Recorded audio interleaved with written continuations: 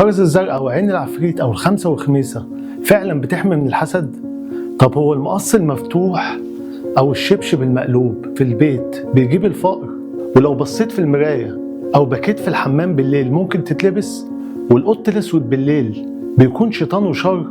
والحمار لو نهق بيبقى شاف فعلا شيطان؟ والغراب لو جه نعق جنب البيت يبقى في ميت هيموت في البيت ده؟ والبومة لو حد شافها بالليل يبقى هيحصل له مصيبة؟ طيب هو فعلا لو دخلت على مراتك وهي والدة وانت حالق دقنك او ماسك كيس لحمة ده هيأذيها ويأذي المولود؟ ولو شفتها قبل الفرح بفستان الفرح كده الفرحة مش هتكمل؟ طيب هو رقم 5 فعلا رقم حظ و13 رقم نحس؟ ارتباط الناس بالخرافات مش جديد، وده موجود من زمان، وده موجود في كل المجتمعات سواء عربية أو غربية. الناس بتؤمن بالخرافات زي العين، الحسد، السحر، أرقام محظوظة معينة، أو حتى نظرية المؤامرة. الناس دايما بتؤمن بالخرافات دي لأسباب نفسية وعصبية وعلمية وثقافية عميقة، مش بس جهل أو تخلف. تعالوا نشوف إيه هي الأسباب دي. الأسباب النفسية الرئيسية من دراسات علم النفس.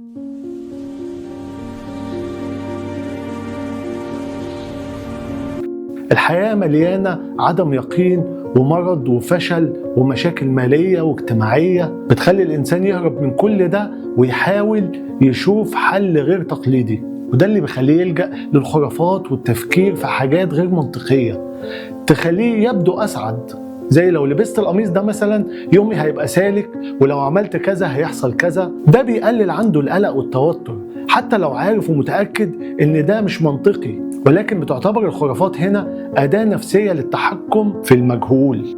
الخوف من المجهول والموت. العقل البشري بيخاف من الفراغ، فبيحب يفسر كل حاجة بسبب واضح حتى لو غلط. الخرافة بتملى الفراغ ده وبتديله إجابات سريعة وبسيطة. أنا حصل لي كده بسبب العين، أنا خسرت علشان الناس بصالي في الموضوع ده، وهكذا. الإنسان بيعطي لنفسه مبررات للفشل بأنه محسود مثلا، أو الناس بصاله في حياته. عقل الإنسان بيعمل أنماط لكل حاجة بتحصل حتى لو صدفة. فمثلا لو حصل حاجة كويسة بعد ما عملت حاجة معينة، عقلك بيربط ده على طول، وبعد كده بيبحث عن الأداة اللي بتربط ده بده وبينفي أي حاجة تبعدهم. يعني ببساطة ومن غير تعقيد، العقل بيربط بين الحدثين وبيوصل لك إنك لازم تعمل كده علشان يحصل كده.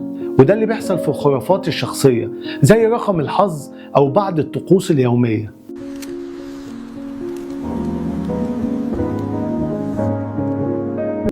لو الناس حواليك كلهم بيؤمنوا بحاجة واحدة، دماغك بيتبع القطيع علشان تحس بالانتماء. في المجتمعات العربية الخرافات بتتنقل عبر الأجيال، جدات، أمهات، أفلام وقنوات، وبتكون مرتبطة بالتراث أو تفسيرات خاطئة للدين. أحيانا كمان الضغط الاجتماعي، لو رفضتها ممكن الناس يقولوا عليك مغرور أو مش اجتماعي أو مش مؤمن، ولازم تؤمن بيها ساعتها.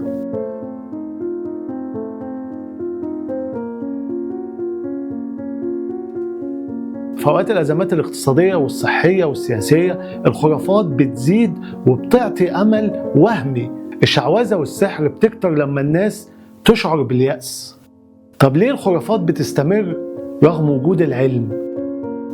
العقل البشري عنده نظامين، واحد سريع وبديهي ده اللي بيؤمن بالخرافة فورا، وواحد بطيء ومنطقي بيقدر ينفيها لكنه مش دايما بيشتغل. حتى الناس المتعلمين بيؤمنوا بيها لأنها بتشتغل على المستوى العاطفي مش المنطقي. في النهاية الحسد مذكور في القرآن الكريم، ما نقدرش ننكره، بس ما توقفش حياتك كلها عليه.